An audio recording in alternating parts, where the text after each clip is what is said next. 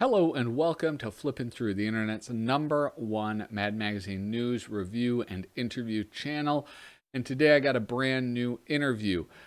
Before I start with that, remember to like, subscribe, and share this channel. It helps the channel grow. We're at like 170 subscribers now, and I want to get it up higher and higher. And I can really only do that with your help. Anyway, so I sat down with Matt Lassen. He is a writer for Mad Magazine, an artist in his own right. He's a very good artist, and he worked as an editorial intern at Mad Magazine. So it was a really awesome conversation because this is the first writer that I've spoken with and the first person that had editorial experience at Mad Magazine. I'm not going to go into any more because it's a long interview. But look down in the description for ways to support Matt Lassen and his work. And with that, let's get started with the interview. Hello, welcome. Welcome to Flippin' Through, Matt Lassen.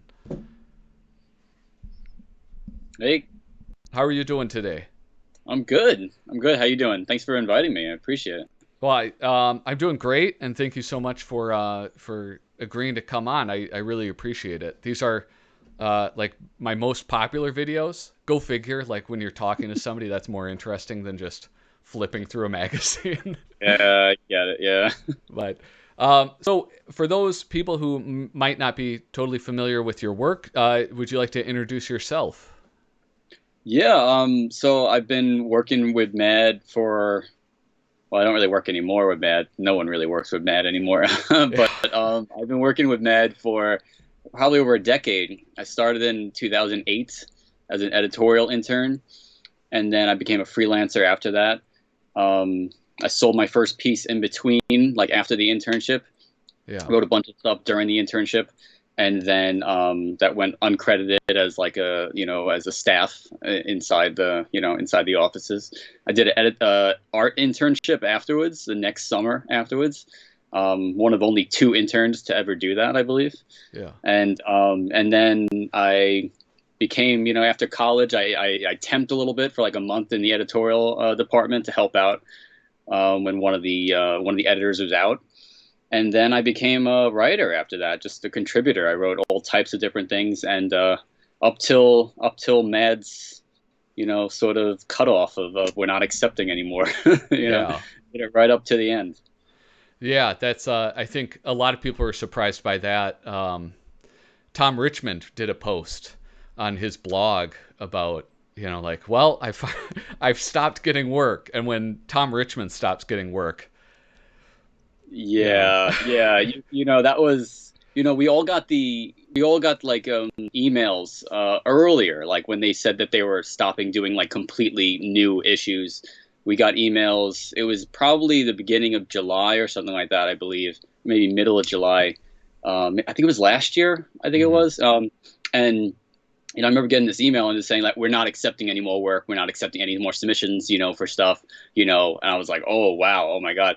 And then literally in like maybe an hour later, it was on Facebook. It was on like the Mad Mumblings sort of Facebook page. One of the usual gang put it down there and said like, oh man, it's done. They're not taking anything anymore. And I was like, oh no. And then it just snowballed. And this was before anybody put out any like official thing from Ad or from DC or anything like that. And I was like, ooh, I don't know if I should talk about this at all, and it was one of those things that everyone, that was, writers or contributors, artists, whatever, they were just, you were stunned, and you were also just like so sad in a sense, right? Because it's such a big deal for us, such a big deal for, for our incomes in some sense, right? But also like, just because it's your heart and your soul is in Mad. You loved it when you were a kid, and almost everybody that works for Mad, it was their dream to work for Mad. So, it was, or, to do anything for it.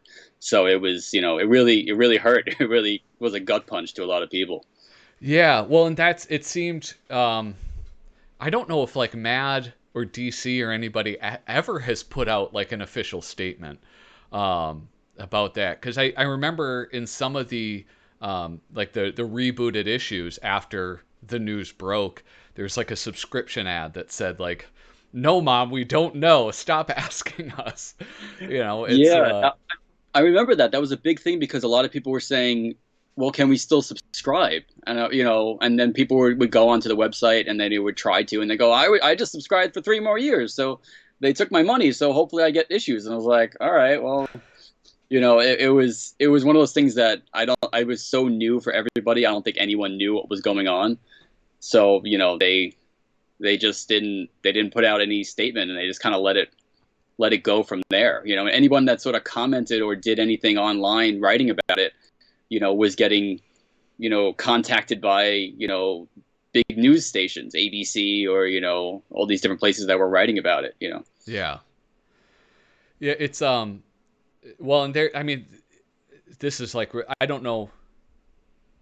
Well, yeah, DC just did like apparently this huge, massive like layoff of Yes. a lot of people on the top, and I actually there's somebody at DC that had answered like a question I had before about Mad Magazine and like the future of the publication, and Yeah.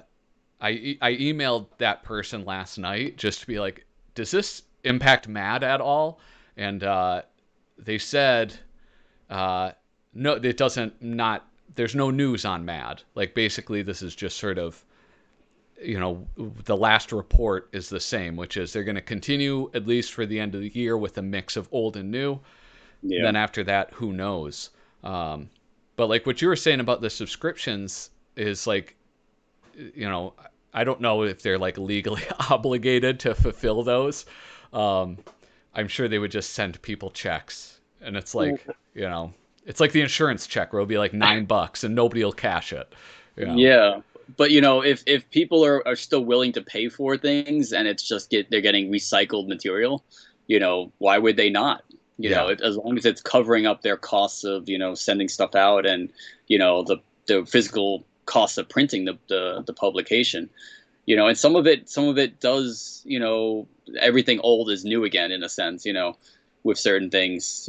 Some certain things come back to from when when they were published in the 90s can work today.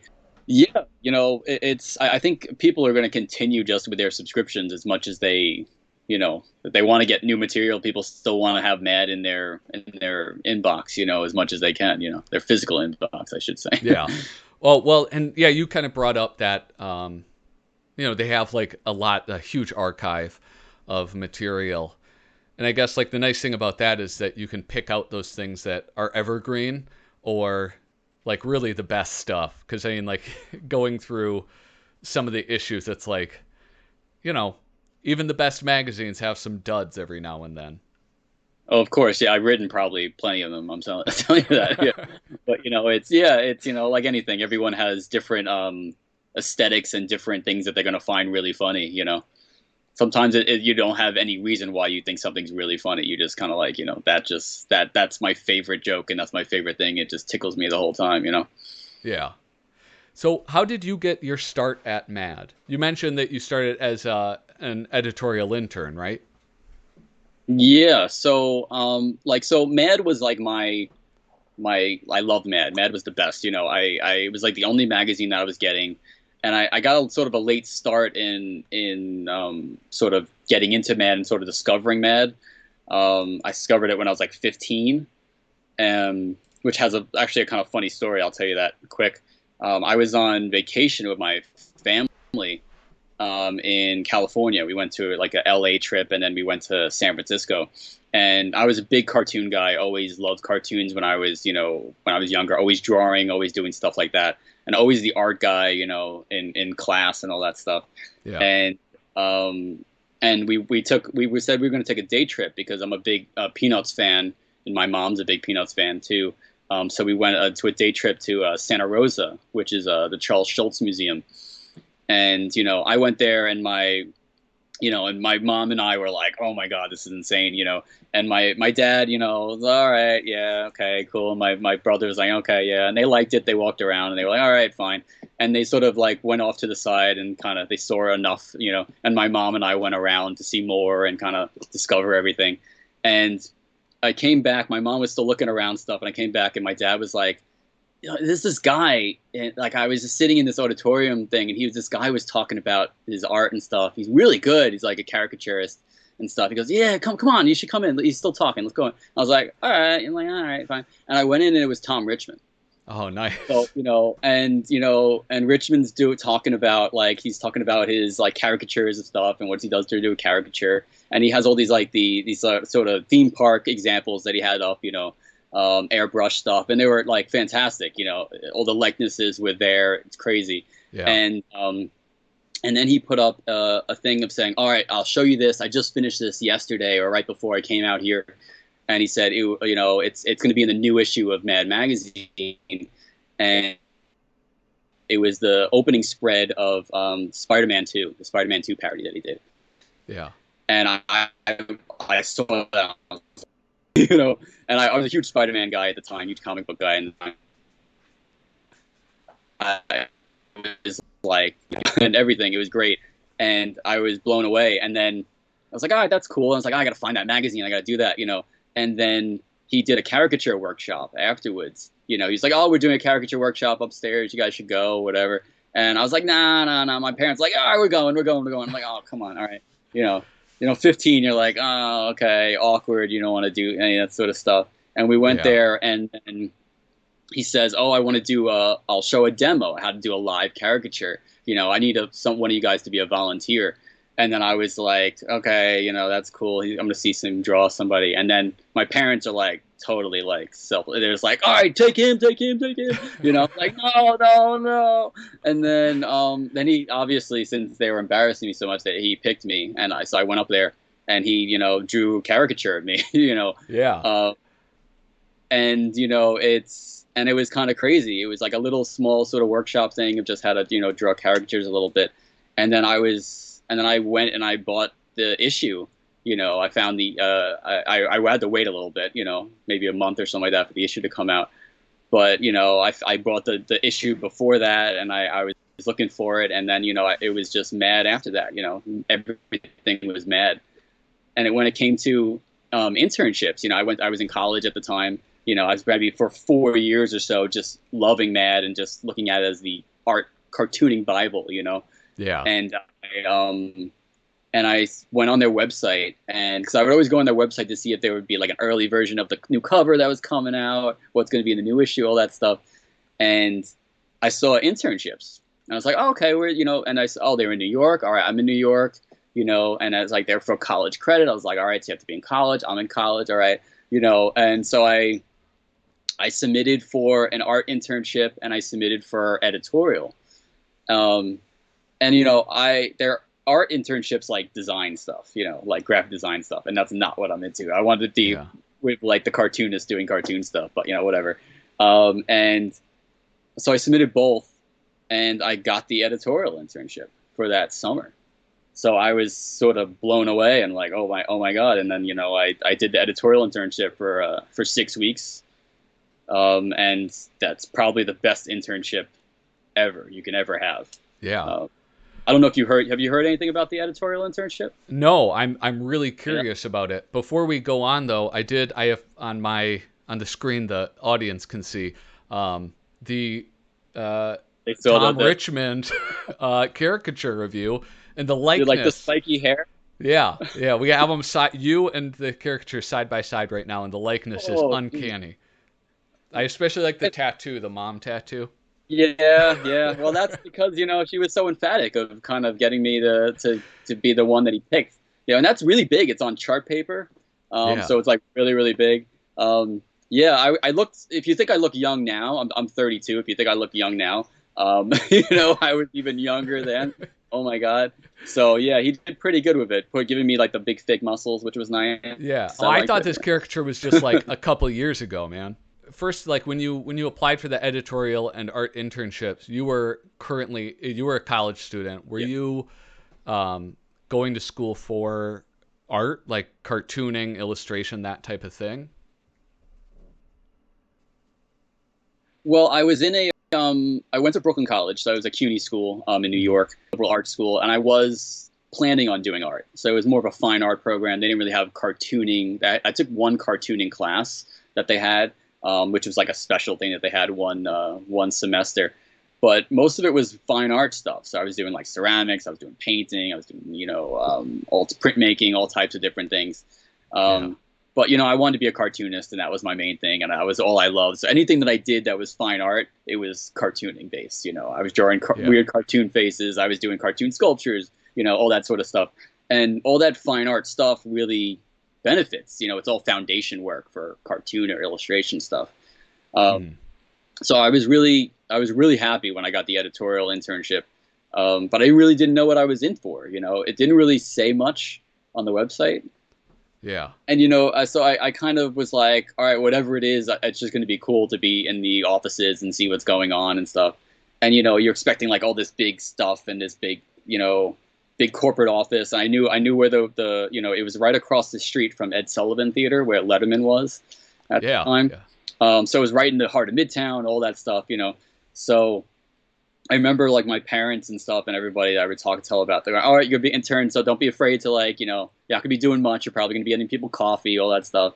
And I was like, oh yeah, whatever, And I remember going there the first day, and we had they always had a meeting in the morning on a Monday, and they had a big conference room, and Mad didn't have a big staff.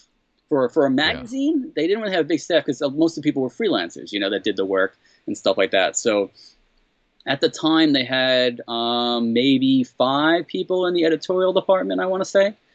That sounds about right. Maybe 6 at the time. That's about right, 6 with you had maybe 4 in the 4 in with Sam Viviano as the art director, 4 in the art department. So not a big staff.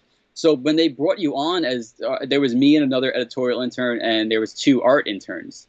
And when they brought you on, they said to you very blatantly, they were like, "We're going to give you work. You're going to be working for us. You're going to be in on these meetings. You're like a staff member. You gotta, and we're gonna expect stuff from you. And I remember John Ficara sitting down with me and this Michael, who was the other intern, and we had our own office, we had our own computers, we had our own everything. And he sat down and he goes, okay, so you're gonna be writing celebrity cause of death betting odds. Just give me a list of celebrities you before you start writing stuff. Godfrey reports. You could do some Fundolini asks what if, all this stuff. And he was just like, okay, he goes, all right, and we'll probably talk, about maybe some department stuff or different things. We'll talk about things. We'll have some meetings later, just brainstorming sessions, and we'll figure stuff out. And he goes, yeah, just go there and get going. Get some magazines from the vault if you need, for reference. Like all right. And I was like, oh, okay. And that's what we did. It was kind of crazy. Yeah, that's awesome. And then you're in the room. You're in the room of like, of brainstorming ideas. We need an idea. We need a joke right now, and you have the deafening silence of everybody thinking. And then you're worried to actually say your joke. Because, is it going to be good? It was crazy. I remember that first day. Maybe about noon or something like that. And I remember John calling the phone and saying, "Oh, hey, come to the office real quick. He's here dropping off the new fold-in." And we're like, "What?" And he's like, "Yeah, Al's here. He's gonna drop off the new fold-in. Come check it out. Come see the work." So we like ran down the hall, and there's Al, with the big board and this new painting. It was crazy. Yeah. Oh my gosh. Well, you've dropped so much stuff that I did. I'm sorry. I'm so sorry. No, it's fine. I'm just like, I'm still processing some of it. But what's cool about that and your experience there is that, like your parents, I always envision internships as like menial labor. Yeah. It's like you turn into like either a secretary or a servant for people who are doing the actual work. You were naming some of the stuff you got to work on, the celebrity cause of death, which is like, I mean, that used to be a big thing. It had its own page, and then it kind of it moved into the Fundolini pages. Yeah, we did them with the Fundolinis, Yeah, one of my favorite things in the magazine was the Godfrey Report. And it was like, I think like nobody talks about Yeah. it, but it like, I the whole concept, if you don't know, for those watching, it's like there's now, 5 minutes ago, and then I It's forget like what the out or third one something like is. that. Yeah, it was like something like Yeah, that. Yeah. That yeah, was and it's like, making fun of a, yeah, it was making fun of a thing in Entertainment Weekly that was like trends or something like that. oh, You know, okay. which I didn't even know that before we got there, and they said that's what it's making fun of. Did you know that? I was like, no, okay. But it was funny, and I remember it was just like trying to get the right weird words for that, you know. And I remember them being like, all right, like rain shoes, galoshes. Oh, we need something else. Galoshes is funny. What else do we got? You had Yeah, weird stuff like that, yeah, or it'd be like dances, like the foxtrot, well, that's the only dance I know. So the Yeah, foxtrot, the waltz, and I don't know, the yeah, salsa or tango or something. something like that. Yeah. Yeah, it was always something funny like that. But yeah, you would just have random ones. I remember I wrote so many of those that then you'd go to the process of going like, I think all of them are great, right? But then you have the editorial process of them going by and going, all right, no, this one's good, and then like this one's good, and then the next page, like this one's good and that one's good, and you're going, what happened to the other like 50 that I wrote, you know? But that It's was like, what it was, and are you you gonna forget. make us tell you, Matt? Those aren't good. That's what it's a funny thing is that you don't figure that out, and that's Yeah. what you need an editor to tell you, and you look back and you go, yeah, those are not funny, they're not really that good. Yeah. How'd you found these diamonds in the rough that I didn't know how they were. Yeah. Well, and yeah, it's having Yeah. that the outside view, just somebody else to look over your work and let you know, this you can do better. Is I mean, Oh it's yeah, yeah, invaluable. yeah. But it's one of those things that you get into the room with those guys. People like John Vaccaro, people like Charlie Cadu, Joe Raiola, and Dave Corrado at the time. They were the main people that were like the writing like sort of staff. In Mhm. editorial. You had people like Amy Voziolis at the time, that was an associate editor, and Jonathan Bresman, who was like he sort of looked for more talent and stuff like that. And Amy did a lot of like administrative stuff in the editorial department for things. But you were in the room with these guys, and you're going, God, I'm not funny at all. These guys are insane. And there's a reason why they're doing this for a living. They just live it and they breathe it, and they were just like, it was really sort of intimidating. Yeah. Yeah, I can imagine.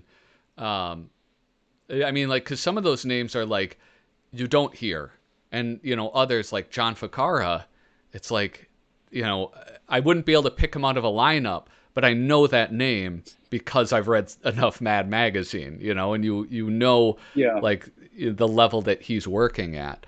Um, yeah, that's incredible. So it was a 6-week internship. Yeah, 6 weeks. So we did a lot of different. We did some grunt work here and there, but not really a lot Yeah. of it. You know, it was like we'd come in and they'd say, all right, we need like department like puns, for these articles for the new issue or something like that. Or we'd say, oh, we need like an intro written for this article. Do you have anything? Can you write something up or something like that? Or we do Hmm. letters to the editor.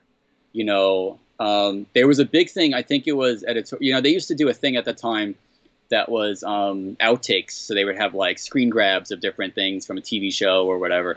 So they would send that around. We'd have different ones, and we'd kind of put post-its on with our jokes on them, Yeah. and they'd sort of vote them later.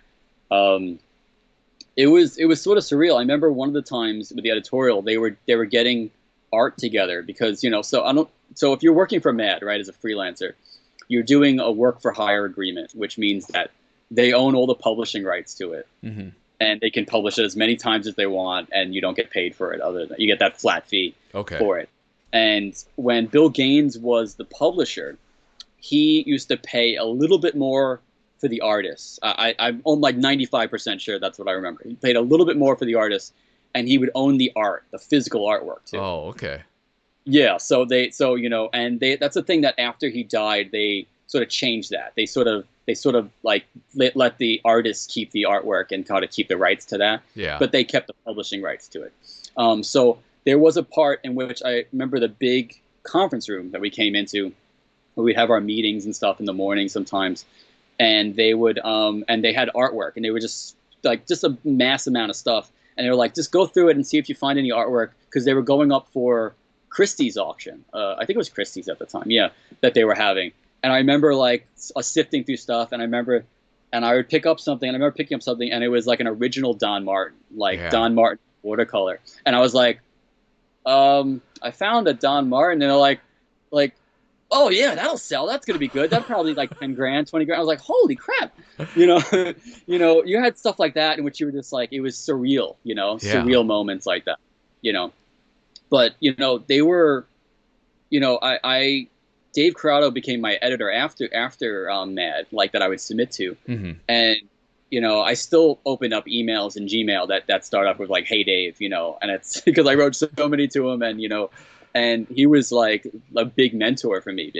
Then you get assigned an editor afterwards, and you submit all your work to them, and they kind of tell you what's good and what's not good, and if they're going to buy it, or new directions to go with stuff.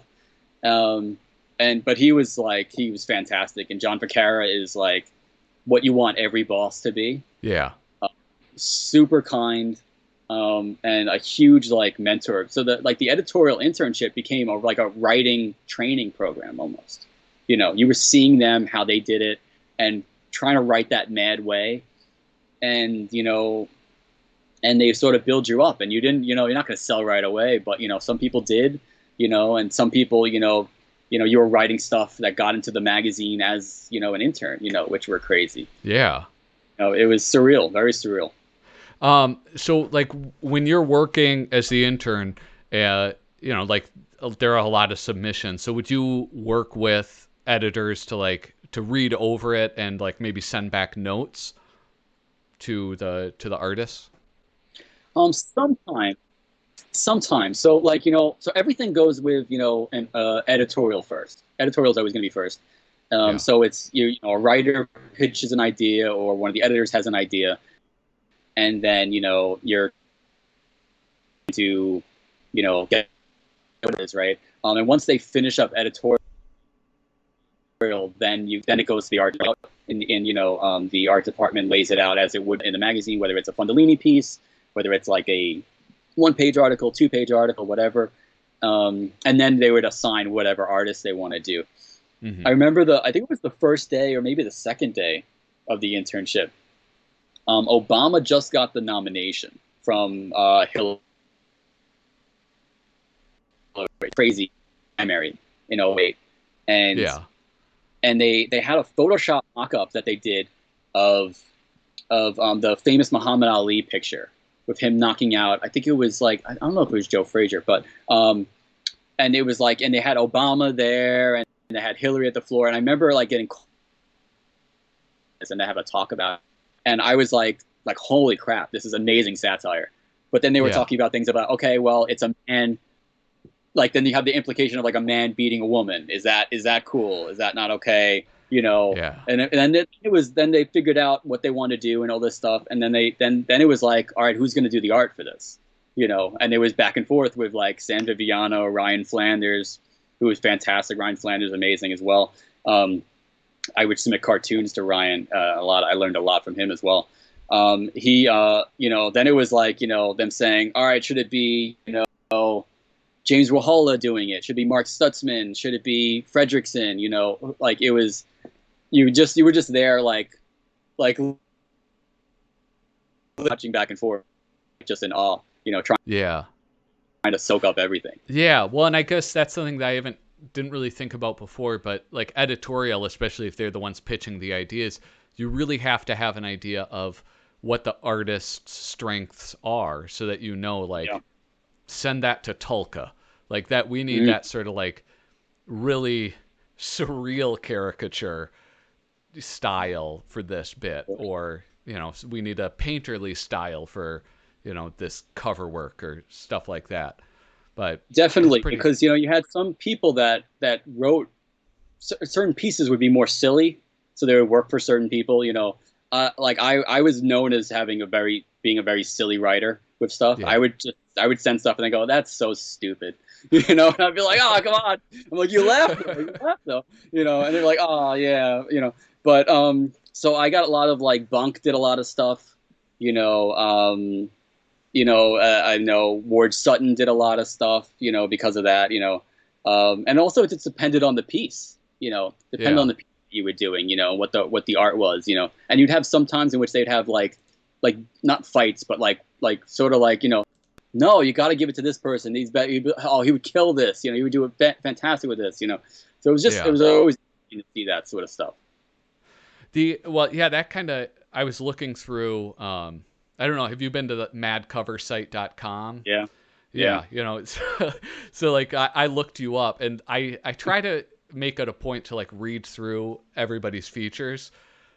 I didn't read through all of yours because I you're a have a pretty lot. prolific writer, man.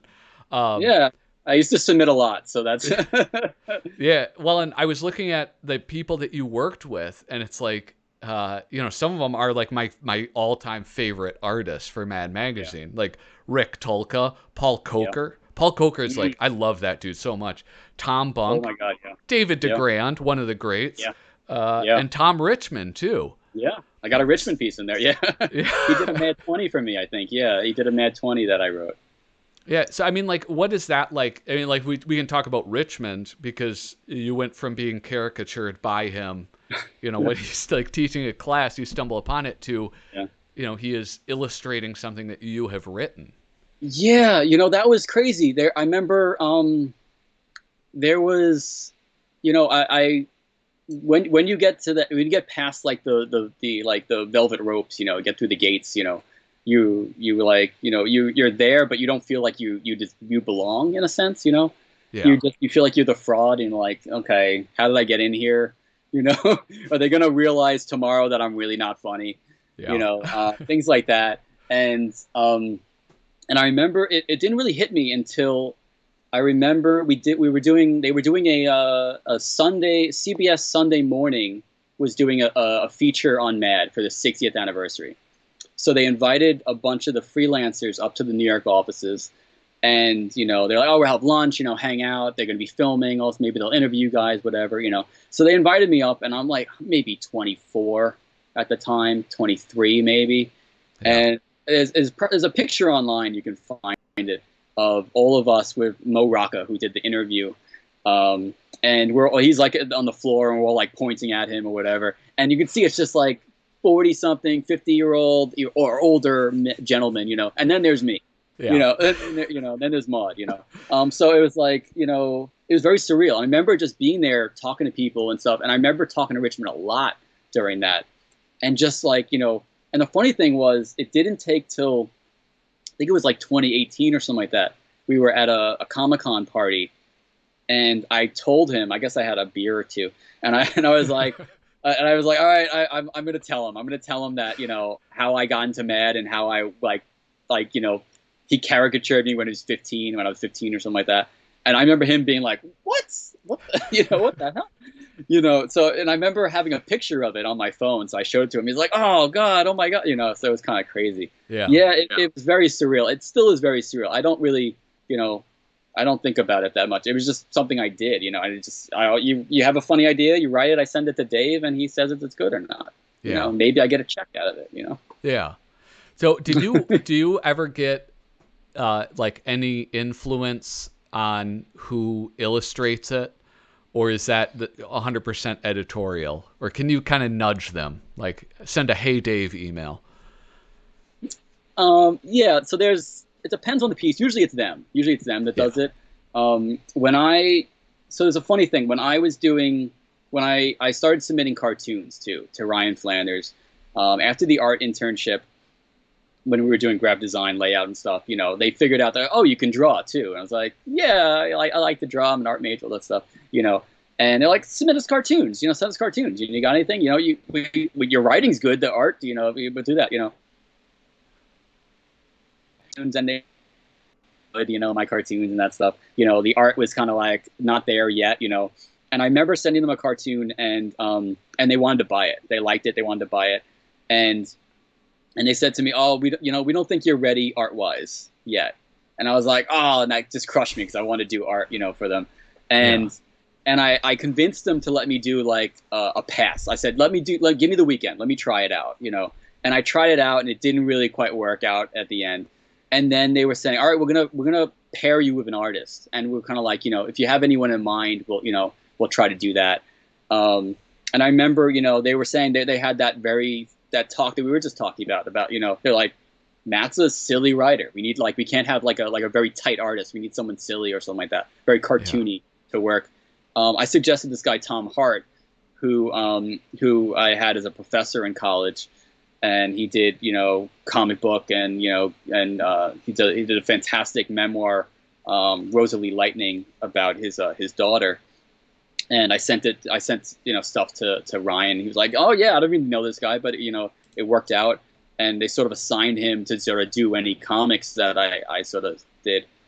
And then the funny part was, I only did art for one comic. And so like after they just told me like that I wasn't going to be doing art for stuff, we'll assign you an artist, still send us comics and cartoons and stuff. And then maybe like a couple of weeks later, they sent me back a thing and said, all right, we like this cartoon, this single panel cartoon, and we love the art. The art can't get better. Like the sketch that you sent in is great. Don't change it. It's fine. And the ironic thing was, because that cartoon, if you've ever seen it, it's a wanted poster, and it says wanted, and then like the image of the person is like a little stick figure, and he's like just like standing like proud like this. I got it right here. I'll pull it up so they can see it. Yeah. It says "better artist" at the bottom, and I was like, and when I figured out that they wanted that, I was like, oh my god, are they going to think that I was pissed off at them, and I wrote this like, I was like, I submitted that way before you told me you wanted to pair me with an artist. Don't worry about and I remember that. I remember them saying, Ryan coming back and saying, like John said, any funnier. That's funny, like with that little stick figure is, and they were like, they literally told me like, here's the colors, put this color in the background, put this one for like the little scroll, and you're good. It was like, don't touch it at all. It was funny, funny that way. Yeah. I love that. Yeah. I love that was, I mean, that's connected to the same time period of like, you're not ready. Yeah. Yeah. Right. So it was funny because that was like the new year. Like it was like a new year. And I was like, all right, my goal for this year is I want to get a cartoon sold to Mad. I was like, all right, cool. And I'm going to try that out. And then it was maybe the end of January, February, and they bought one. I was like, oh, that's cool. And I was like, all right, my new goal is I'm going to do the art. I'm going to do the art for one of them. And then it was like a week or two later, it was like, oh, okay, yeah, we love the art. We're going to do that. And I was like, oh crap, I got to change my goal again. What the hell? Yeah. But it was great. Yeah, I love that. It's I'm glad that you brought up this story because I was going to ask about that one. So you have wait, I kind of lost my train of thought. Let me refer to my questions. You're a big writer. Oh no, I remember what I was going to say. Like, to me, it makes sense that you really wanted to pitch and get your art into Mad. And like when I look at the history of Mad Magazine, and I've been reading a lot from just like all time periods, there are like these big changes that go from like, when it was a comic, it was visual, really, really visual. And then they shifted to like, you would have these super long articles and these great writers like Frank Jacobs and Cy Wright. And now it's, it's really back to being super visual again.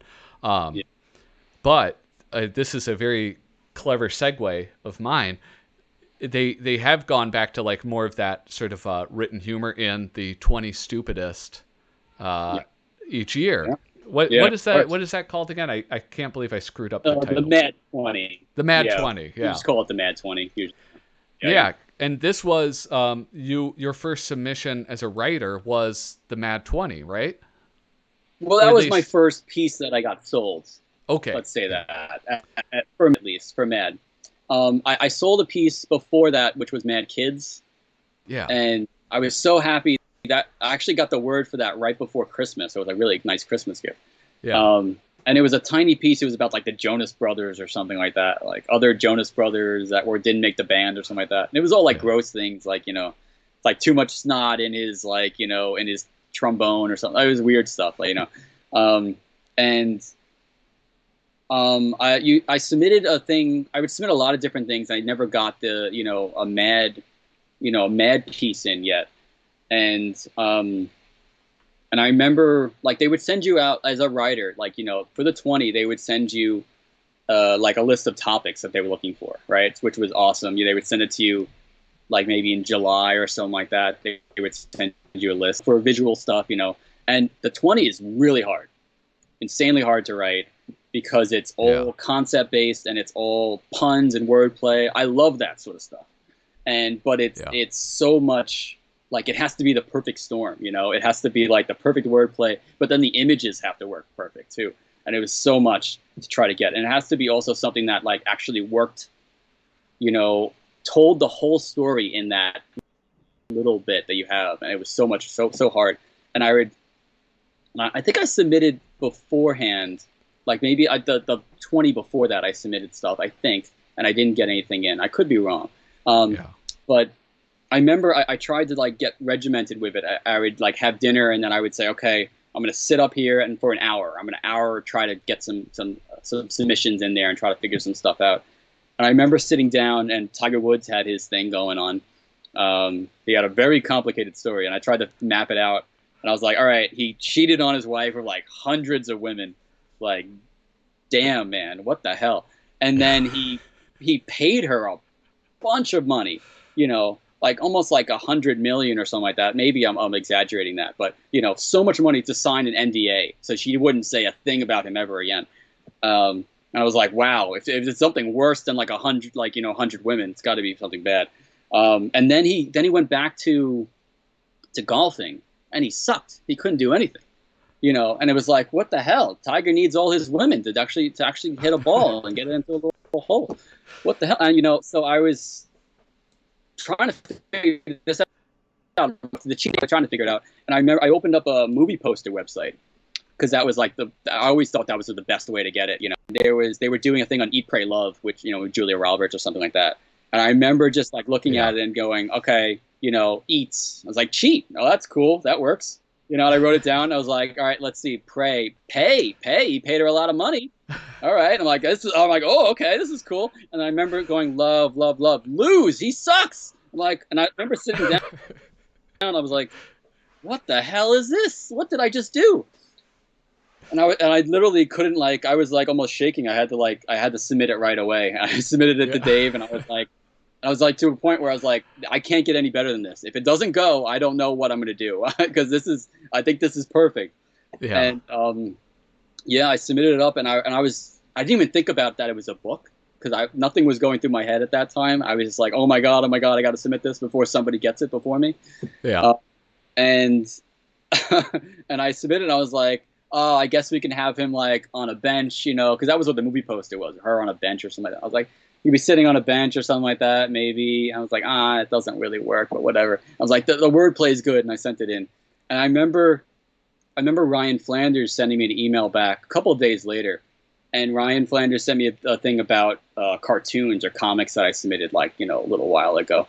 And he said, oh, like, we're passing on these or whatever. You were close with this or whatever, blah, blah, blah. And he wrote at the end, he wrote like something like, I heard you're submitting like crazy Mad 20 stuff. They're like horrible. What the hell? and that's all he wrote. And I was like, what? I'm like, I thought that was perfect. What the hell? And then like maybe an hour or two later, Dave writes me and he goes, dude, this is perfect. We love it. We're like, you don't need to do anything else. We'll like the writing's great. We have the image or whatever. Great. Fantastic. Your check's coming in the mail. And I was like, God damn it, Ryan. What the hell? But yeah, it was very surreal. It was very surreal. I really like the idea of a staff member of MAD being like, your submissions are crazy. Like, what are you thinking? Yeah, and he knew about it, and I talked to him about it afterwards. He was like, dude, he goes, I heard that, and I was like, that's fantastic. Matt wrote that? That's fantastic. What the hell? And he was like, I just had to screw with you a little bit. He goes, it's just fun. And I'm like, this is through email. I don't know what your tone is. What the hell? Yeah. Come on. Yeah, But it was a lot gets lost in text. yeah, yeah. But the fun part, and as any writer, I don't know if other writers are like this, but something, right? And you get it, sold or whatever. But then you're just waiting to see who they paired it up, how it got published or how it got like illustrated, And that's what I was thinking about the whole time, This is maybe September, and I'm waiting till December to see what the piece looks like, So kind of crazy. Yeah. So you don't get to, as a writer, you're not privy to that until it's published? Usually. I don't know if other people, are, sometimes they would tell you, sometimes they want it to be the surprise, which was kind of fun. Yeah. I know the last New York issue, they did a whole thing of mugshots, and they did all the contributors and stuff like that, and I was lucky enough for them to ask me to be in that, which was fantastic. Nice. And I remember having to like do selfies of myself, which was the worst thing ever. All these different weird expressions and stuff. And I remember Sam Viano asked, "I'll be surprised." I'm like, "Oh, come on, what the hell?" And then I remember they wouldn't tell me until the issue came out. I saw them at Comic-Con, all this stuff, and he was like, "Nope, we're not telling you. It's really good though. It's really good. It came out really nice." I'm like,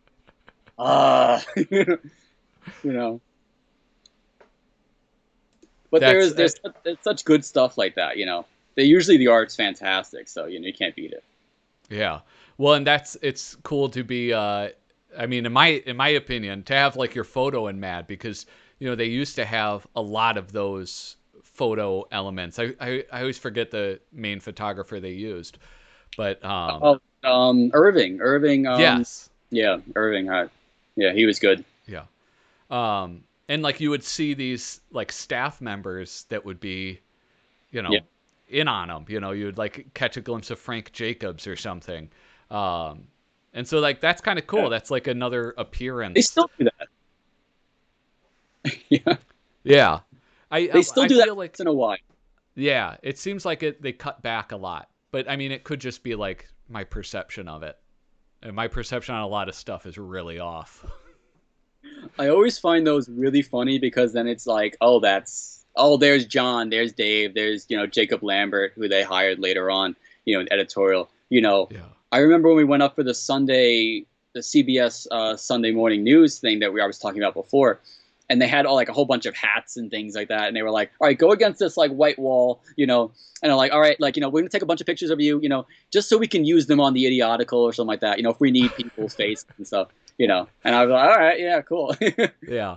It's almost like there's that thing they sold in like grocery stores, the Weekly World News. Yeah. And it would just like, they would always have the strangest pictures of people. And I think it was all staff members or like friends of staff members. Yeah, probably. That they would just pull out. Well, and that's like, I had this, I found this thing. It was the Scholastic Magazine, which Scholastic. Yeah, it's the exact same one. Yeah. But this was a tour of the offices. And like, as somebody who's never seen like the bullpen, this was like super cool. Yeah. Like just sort of like candid photographs of them. Oh yeah. And like describing their work. It's like a middle school one, so it's like not as well written as I would like it to be. But it was there's like that whole side of it, and like what's so cool about talking to you right now is that that's an entire element of Mad Magazine that is a total mystery to me. And so you've illuminated my mind. And I appreciate that. Mad, you had what the perceived thing was of you see the magazine, and then you have the behind the scenes, do you want to see how the sausage is made, one of those sort of things. But yeah, a weird sort of connection too is Scholastic. Ryan Flanders now works for Scholastic as an art director. Oh, cool. Yeah, so it's a weird sort of connection there. Yeah. Well, there was, I just like scour Twitter and I look for people that I can just like hound about coming on my YouTube channel. Yeah. And there was this. Most people are really cartoonists and writers are really, nice and want to talk about it. They any time you want to talk, I'm always available. Most people are usually available too. They're awesome. Yeah. All of you people are wonderful. It's like the first one I horrible people. Well, I was like, there's a 50-50 chance probably, But it's just, it's always weird being like just some guy and like sending out an email like, let me interview you. What are my credentials? None. I have zero.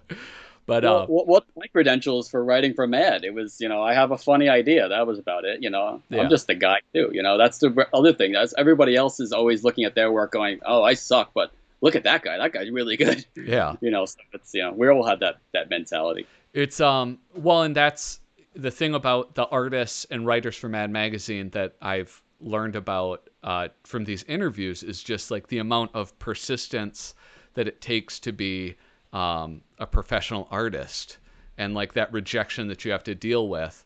And it's like, you just got to keep going. It's inspiring. I would say,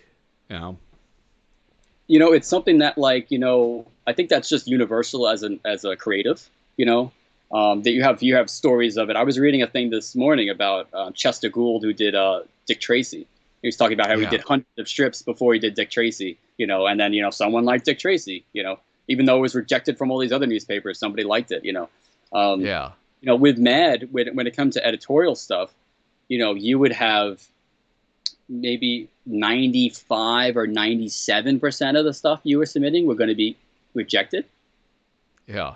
So it's like, you got to get used to it. If and I would get big emails from Dave, every maybe once a month, or maybe every couple of weeks, depending on what I was submitting.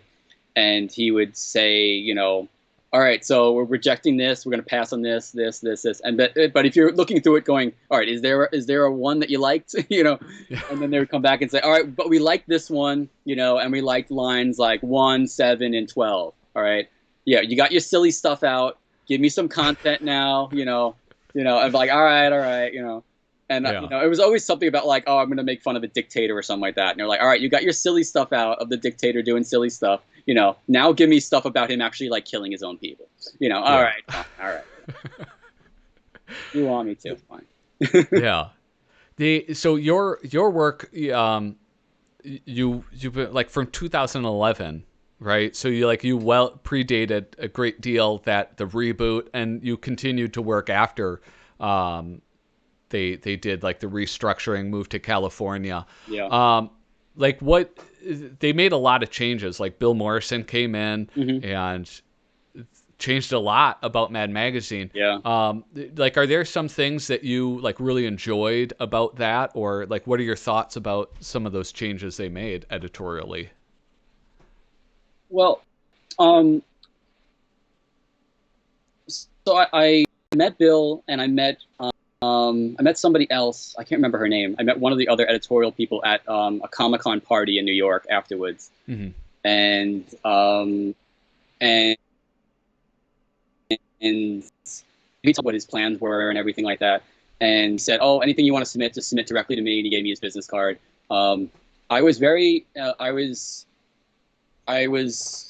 I met Doug Thompson too. Doug Thompson used to be on the Mad staff in the art department, and then he was coming to be the sort of Ryan Flanders, like number 2 in a sense. I was very sort of like optimistic about that, and I submitted stuff, and I was so used to not submitting to John. I was submitting to Dave Corrado, and it was a little weird submitting to Bill directly.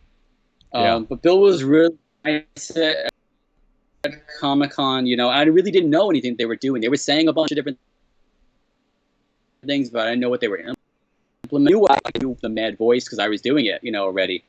And I thought I was all right, I'm going to be able to sort of, kill. It was a little hard, and a lot of the guys that were doing it beforehand found it very hard to kind of, you had to sort of make that contact again, and one thing that I did have is I had a book project. So I submitted this thing about Trump to the New York Mad guys before they were moving over, and I submitted it as a book project because they were doing book projects at the time. They did the Batman book, they did the Superman book, and I submitted it as a book project. And that was one of those things on my list. I was like, I want to get a book project. I want to do that, you know. And I was always just keep pushing myself for something. And I came up with this idea of Trump and Twitter. I said, if you give the president a Twitter account, you know. And I was doing that sort of thing. Yeah. And I had a little thing in my head because I had a piece before that, years before that, when Snooki from Jersey Shore became pregnant. I submitted a parody of that same book as if you gave a baby to Snooki, you know. And we never got it right. It was never working right, and it was like we were making fun of her being a bad parent, but I was like, that's not really right. That's mean. I was kind of trying. It never worked. So it was in my head. I was like, I have to get this book right. And I submitted it as a book project, and then they came back to me and said, we love it. We love this, but we want to do it as an article in the magazine. I was like, oh, you know, like it's a book. It's really a book, but all right, fine. You know, went back with drafts and stuff. And then it was at Comic-Con that when they were moving over, I said to Dave, I said, dude, what's going on with the book, with the article thing? I haven't heard from you. And he goes, oh, I was talking to John. And he goes, we were going over it. And he goes, and John goes, you know, Dave, this is really a book.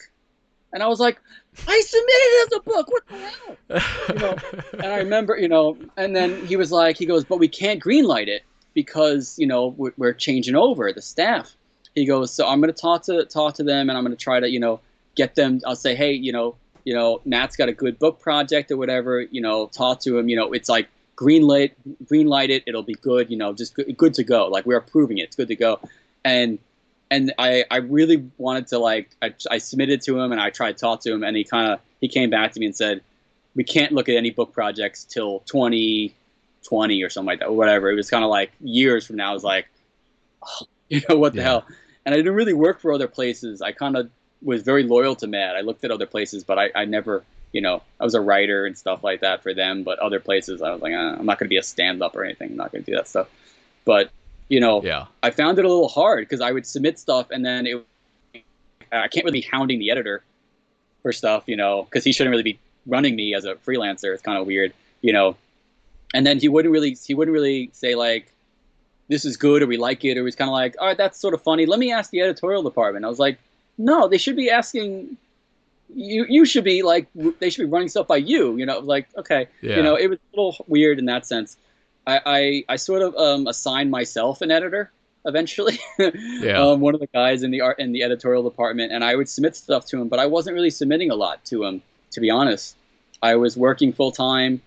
And I had the time. I didn't really have the time to do a lot of art writing, and I just sort of lost the passion, you know, with the new staff. You know, it was, you know, if you feel like you're submitting stuff and you never really hear back, it's sort of a little, you know, it's kind of disheartening in a sense. Yeah, absolutely. You know, but, you know, nothing against them. They were doing they were trying to figure stuff out. You know, the guys that were in the New York staff were doing the work of 2 or 3 people in a sense, you know. So I can see it's being a real big changeover. You know, I think I got, like, I had maybe like 6 pieces in or something like that for like over like 6 months, you know, and they came back to me like 6 months after me sending stuff in or something like that.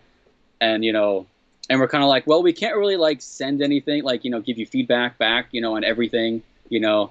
We can't tell you. We'll tell you if we like it, you know. And I was like, all right, that's sort of hard. How do I know you got the email, you know? Yeah. But, you know, it was one of those things. I sold a bunch to the LA staff, and only 1 piece got in. I got paid for the rest, which was nice. But, you know, I like to see the work out there, you know. But they were talking about they're not submitting, not putting any more work in or taking any submissions. You know, most of the stuff that I have that they bought were evergreen stuff, and they can still probably run it.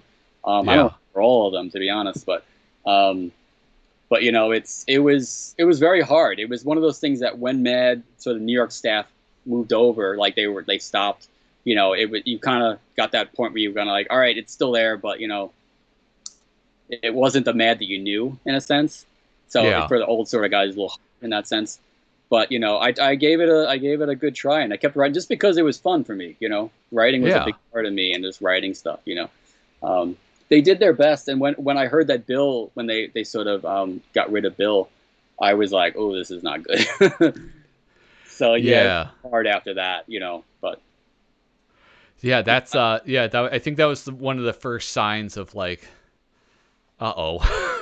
yeah, Yeah. yeah, yeah. And they never really said why, and it was really, yeah, it was very sort of weird.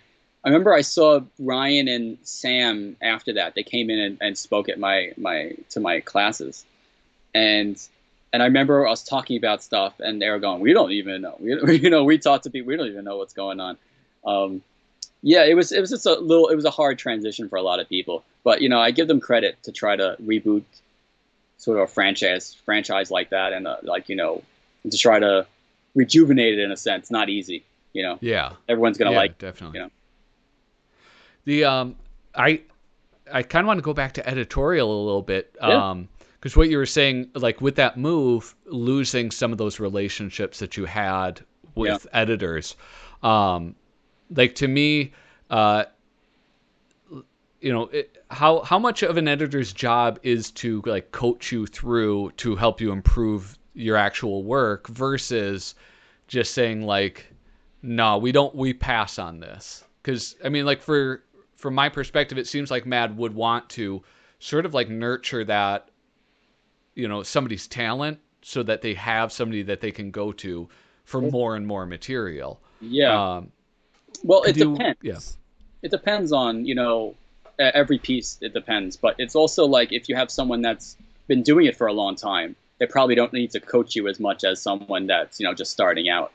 You know, when I was starting out with stuff, they would be like, they would give me big explanations about sort of things. Like Dave would sort of say like this is really funny, but it's not really funny. Like it doesn't really work for us. But like, you know, I remember like one of my first submissions after being an editorial intern was like, it was so weird. It was like presidential T-shirts or something like that. It was like so stupid. I'm like, what? Where did this come from? And I remember them, like him saying, he goes, "These are actually really funny." And he goes, "But you should submit them to like, you know, like this T-shirt place. You know, they should buy it from you. You know, but it doesn't really Yeah. work for us. It's like what's the concept? What's the thing? You know." So, but you know, it depended on the piece. To be honest, if you were sending in a piece, and you know, like, you know, if I sent in a piece and they felt like that they liked it and they felt like the direction was the correct way, they would say, Hmm. all right, we like this number, this, you know, they tell me which jokes they liked or whatever, and that they were sort of approved already as a department. And then they would say, all right, we need more, send us more, you know. And I would go, okay, cool. Sometimes they would say, all right, we like this piece and this one and this one, you know, joke wise, but we want you to go like this way with the new one. Try Yeah. to think more like more of number 2 rather than number 7. Think of that way, you know. And I'd be like, all right, cool, cool. You know, I'd go it that way. Um, so it depended on the piece. And sometimes you just be going through like, they go, okay, you only got one for that batch. Like, send me more, you know. And Yeah. then, you know, it depends on what they wanted to do with it, whether they wanted to be like a Fast Five or like a Fundolini piece, or like it was going to be a 1-page thing or a 2-page article or whatever, you know, depended on what you were doing. And that also depended on sort of art notes that you were giving. You know, if it was just a Fundolini piece, I'm not going to probably tell you what to do as art wise. You know, I might have a suggestion, but you know, they probably would come up with it better than I would. Yeah. Well, yeah, and yeah, like kind of what you mentioned before with yeah, like lines 2 and 7 are great, or like you've gotten your silliness out.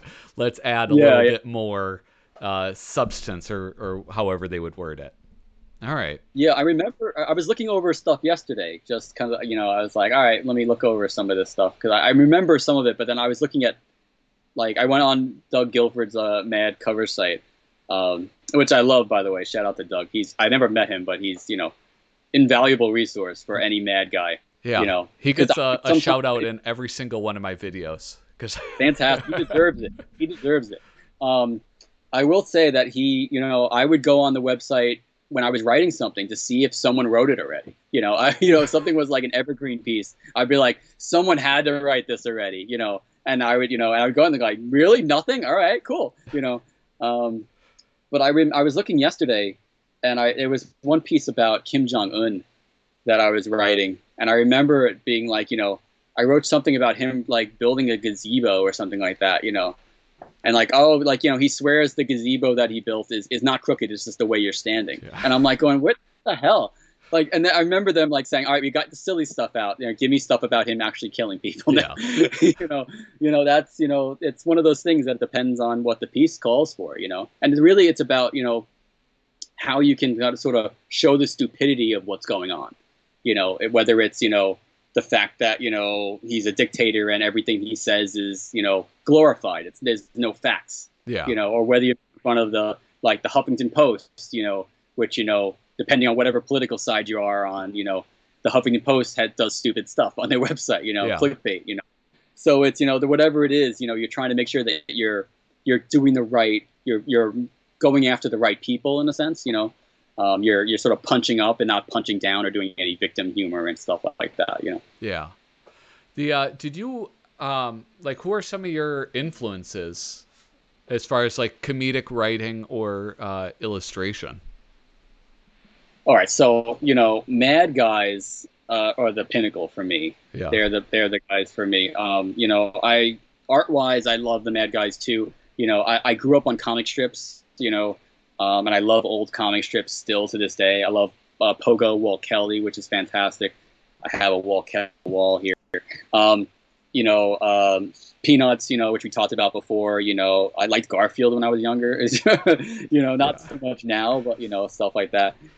But when it comes to mad stuff, for me, John Caldwell was the best. Yeah. I love Caldwell, and I so many times did I try to write Caldwell pieces, like pieces that were like his pieces, and I sometimes just couldn't get them to work. And I remember certain times where I would do draft after draft, and they were like, "We like this, but the pieces, the jokes aren't there."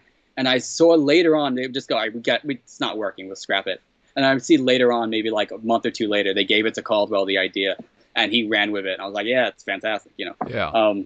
Caldwell was great because he was a fantastic writer, but the art was fantastic too. And people thought the art was maybe very cartoony and simple, but so complicated. And he did everything out of markers and stuff like that. And he had a shake to his line, which was fantastic. Yeah. And Duck Edwin was a big one for me too. Still is. Fantastic writer. The art's very sort of simple as well, but I sort of like that cartoony stuff. But Duck did so much writing, and a lot from what I've heard, at least, writing that was like uncredited writing back in the day. And fantastic gag man. But Jack Davis is a favorite of mine too. Yeah. Just in general, love Jack Davis. Be on the Mount Rushmore of cartooning. I think he would be. And Al Jaffe, of course. Al was a fantastic writer. Fantastic writer that he could be silly with his writing and doing like cartoons, and then like full on articles. But then a lot of the fold-ins are so satirical.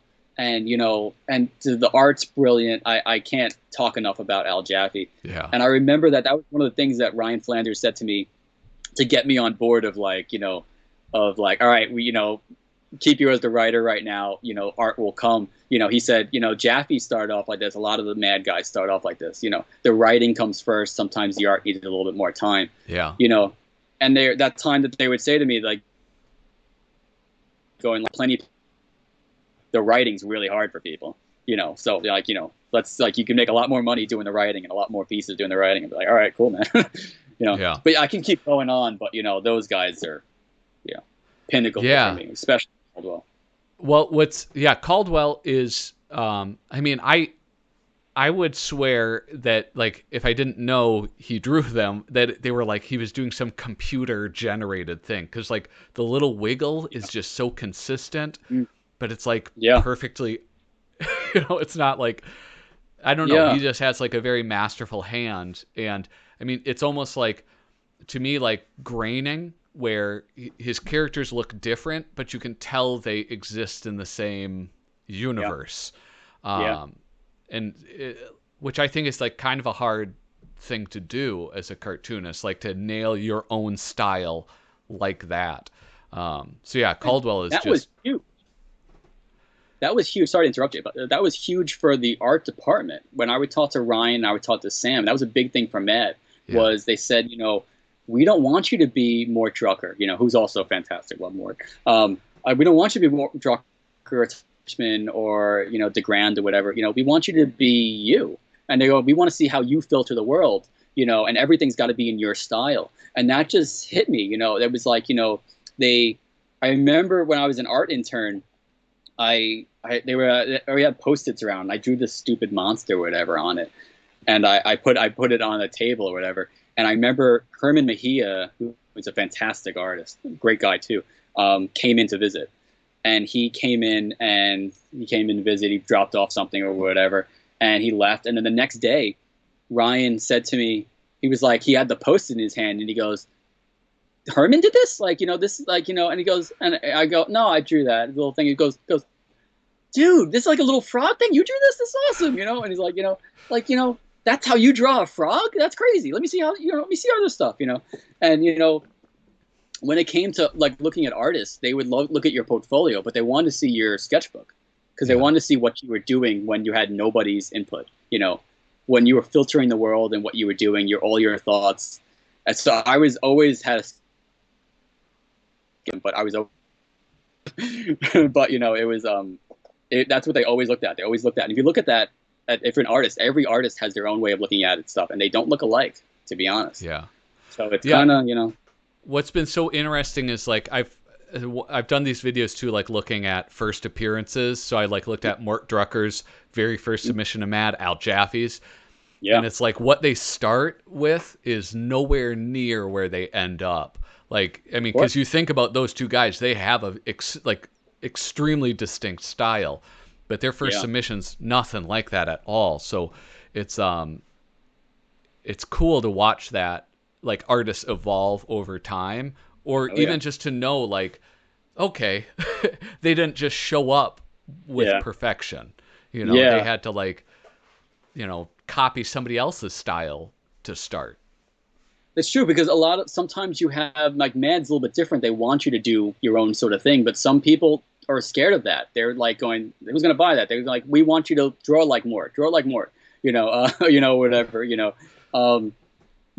but you have certain people like Jack Davis who can do cartoony stuff, but then do these like crazy horror comics that are insane, and then he's doing a full-on watercolor piece for like movie posters and stuff, and you're like, what the hell, Jack? And they're all fantastic, and you're just like, Jesus, Yeah.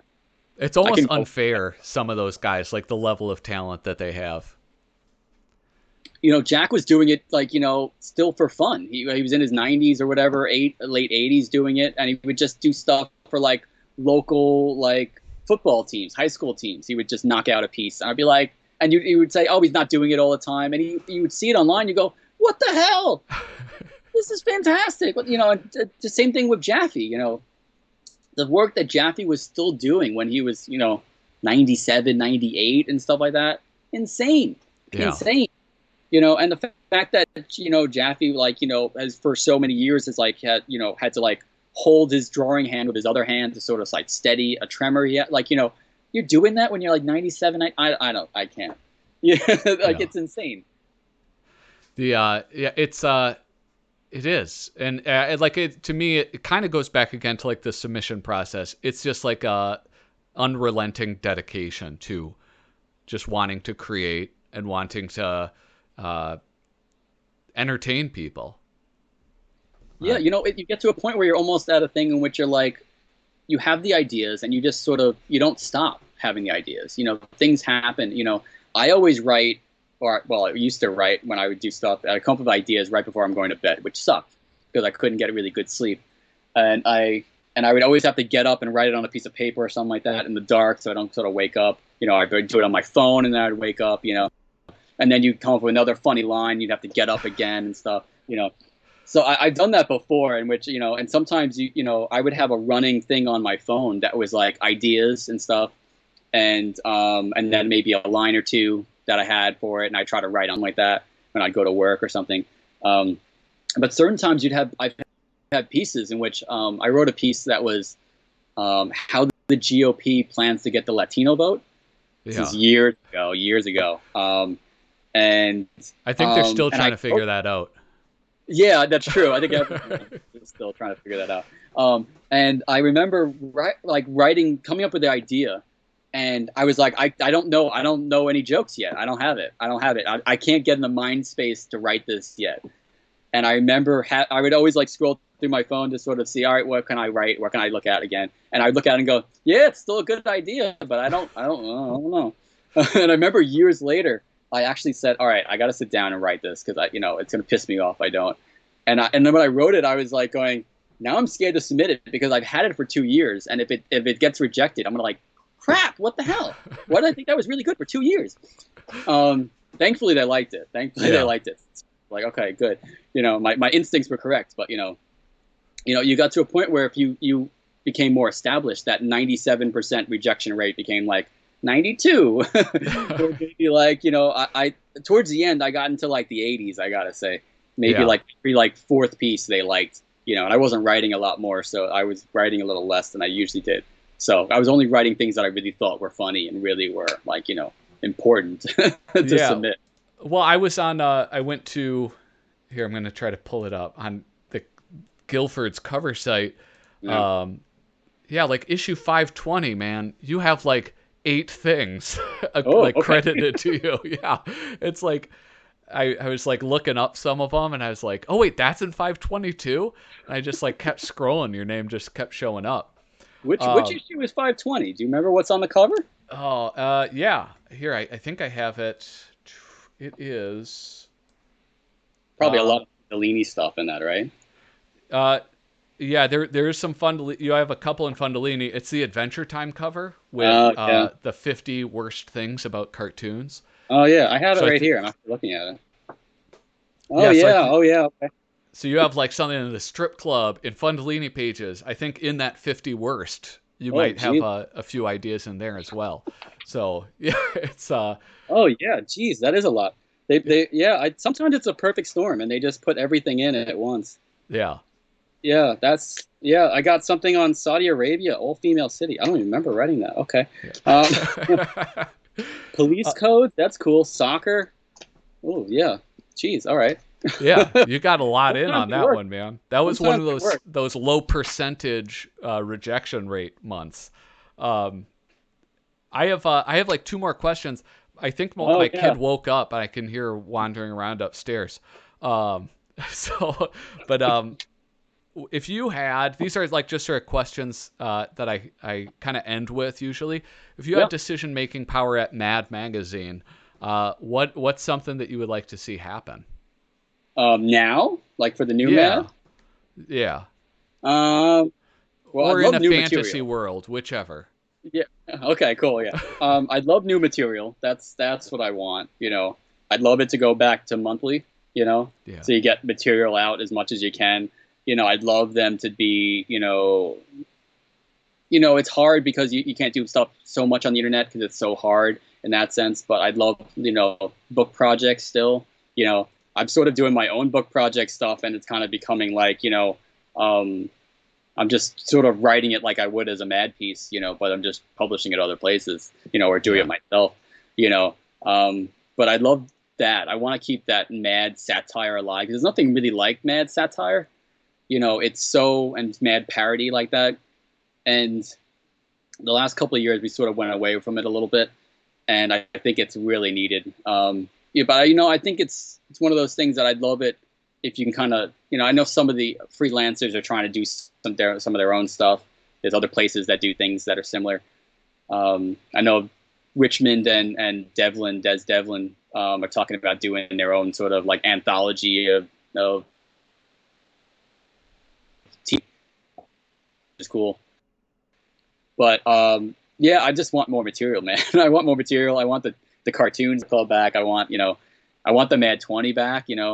I the last couple of years, like the last 2, I think that the LA office did, I couldn't submit anything to it. They wouldn't send me a list or anything like that. So I just love to get back to that.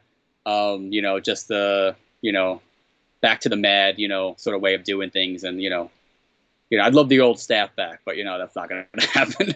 Yeah. But it's just the old sort of mentality of Mad and be able to submit stuff, because I don't have that outlet anymore to write. I do it myself, for more book projects, but not that if I have some funny idea, I just do it for myself and put it online, Yeah. which is kind of, I don't really need the, I don't need the money to live. I have another full-time job, but it's like, it's about, just that mentality and that fun, Yeah, trying absolutely. to see it was funny for somebody else, Yeah.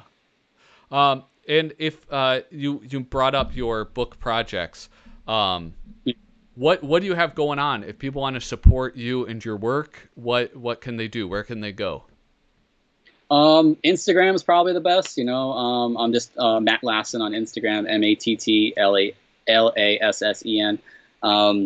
I do have a book project coming out with the Weekly Humorist. Should be in September.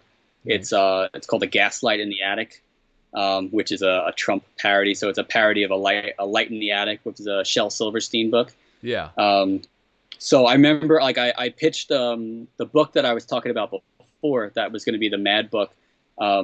I did it myself. I did all the illustrations myself, and I did it, and I kind of was like, all right, should I self-publish it, whatever? And I talked to Marty Dundix at the Weekly Humorist and Kit Lively, who's another Mad writer who we should try to get on. He's fantastic. Yeah. He works with Marty, and I saw they were doing book projects, and I asked him about it, and I submitted to Marty, and Marty liked it. And when I was in the room talking to Marty about the other book, I said, oh, I drew this. He was like, oh, what other stuff you have? And I told him I drew this, thing last night or whatever, just a funny thing. It's like a one-off sort of parody. And I said, oh, if I was still doing stuff for Mad, I'd probably be writing poems right now and probably be doing stuff. And he goes, do it for me. Let's do it. So I started writing stuff, and that'll be out in September. Probably about 70. I think I'm at 73 poems. Trump keeps doing stupid things, so I have to add things into it. I've been done with the book 3 times already. Let's just say that. Yeah. And so, I just like, all right, here I have to add a Bill Barr piece. I had to add Jared Kushner killing people, all that sort of stuff. So it's all full on poems. It should be over 100 pages, 120 something pages. Nice. And they can find that on my Instagram page. I'm going to be posting a link up there, and I put up little samples too. If anyone wants to check those out. Always putting stuff up there. Always putting stupid things up there. So yeah. That's it. Awesome. Yeah, well, and that kind of reminds me of that old school Mad, like one of my favorite writers, Frank Jacobs, who would always do the poetry and song stuff. It's which, I mean, those don't always age well, because in 30 years, who's going to remember certain songs? You don't really know, but that's true. They're a lot of fun. I love those. It's like one of my favorite features that they used to do a lot of. One that I never got one in. I was on my Mad sort of writing bucket list. I never got a song parody in. I tried a bunch, and I was very close with some of them, but yeah. Well, Matt, thank you so much for coming on the show. I really do appreciate it. It was awesome to talk with you about all your experiences, man. Yeah, I have a lot of stories, a lot of different things. You ever want to talk, I'm always available, man. Awesome. Yeah, I would love to have you on again. And also, I mean, this is by far the longest that I've talked to somebody. We've been talking a while. You're a really easy dude to talk to, man. And you have some really great stories. Sorry about that. No, it's not a problem at all. My kids basically take care of themselves.